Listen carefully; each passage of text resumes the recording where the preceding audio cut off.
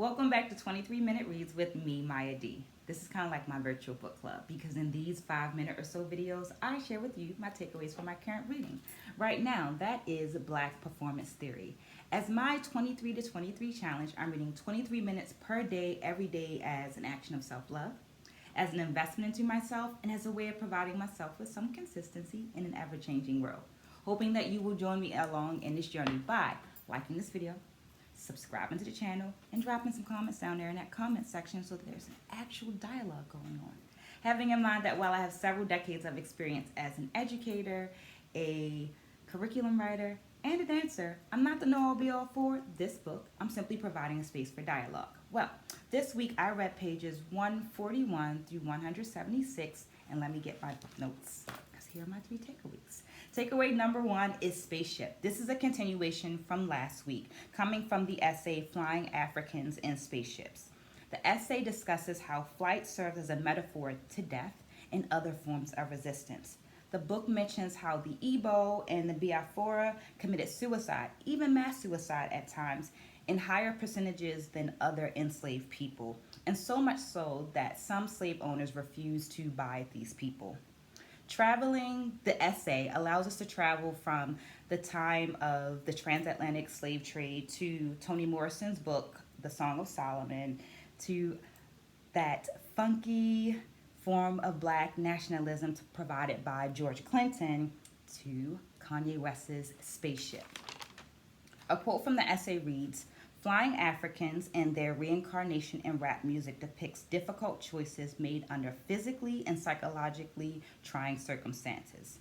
I'm left wondering if it's really reincarnation or is it just remembering, because we have older societies like the Akan who have the Adinkra symbol in Saroma, which translates to Child of the Stars. We also have the Dogon people who, without telescopes and written knowledge, have celebrated, have honored Sirius A and Sirius B since the 13th century, of stars which telescopes did not pick up until hundreds of years later. To be honest, I have always believed that Africans could actually fly, and not as a metaphor. I've always felt that there are some forms of cultural technology that have not been passed on in written form to newer generations. For example, the Dogon, who have no written form of language. Which takes me to takeaway number 2, heritage. In the essay Ethnospheres by Anna B. Scott, we are reminded not only of the importance of repetition because it inscribes information into both our mind and our body, but how it informs heritage. There's much discussion over which form of history is more valuable, written or oral history traditions. I believe that they are equally important in creating a sense of home for people who have been uprooted from their homelands.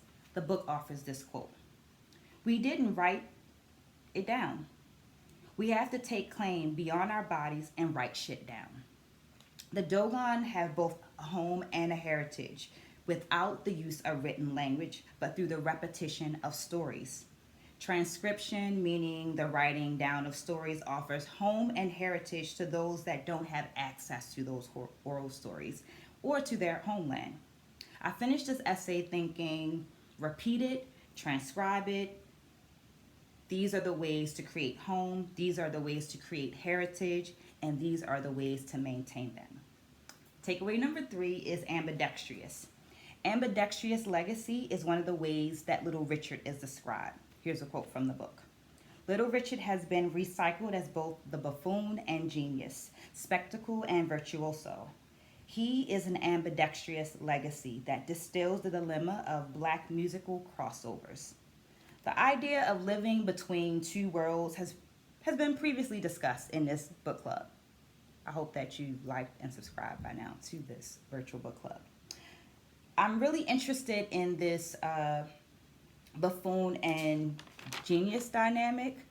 I freaking love genius comedians like Dave Chappelle, but I'm not really into like the buffoonery side of it. I feel like a genius comedian creates an experience that allows you to take down your walls, your inhibitions, and your resistance so that they can talk about the uglies in society and in politics in a way that you giggle because it resonates with you rather than going to a defensive place. But I wouldn't say that buffoonery does the exact same thing. But what do you think? You can let me know down there in the comments, because I'm just starting this and it helps me when you let me know what you think. Thank you for staying to the end. That was all 3. Make sure that you like, share, comment, and subscribe. Stay blessed, spread a good word, and I'll see you next week.